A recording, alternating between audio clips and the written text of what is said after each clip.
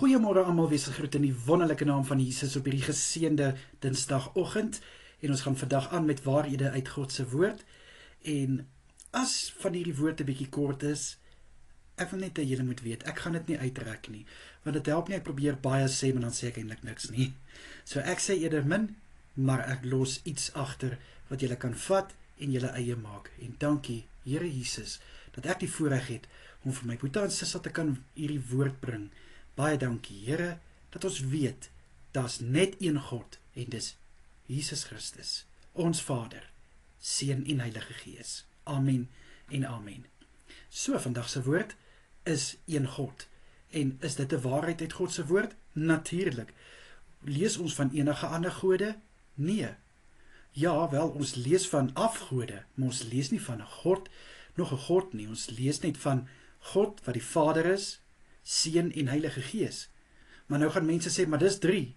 Ja, 3 in 1, want God is die drie-enige God. Dit lees ons ook. Maar ander gode? Nee, daar is nie 'n ander God as ons eie God nie. God was gister God, hy's vandag God en hy's ook môre God. Tot in alle ewigheid dien ons net een God. En God gaan nie toelaat dat afgode sy plek vat nie.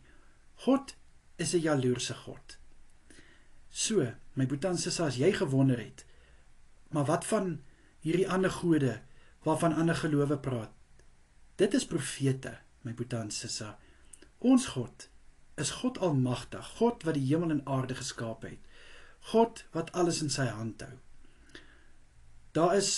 Ek weet daar is so baie wetenskaplikes en gelowe en godsdienste wat dit probeer wegredeneer. Maar hoe kan jy wegredeneer wat in God se woord staan? In God se woord staan daar dat ek is jou God, die God van Abraham, Isak en Jakob.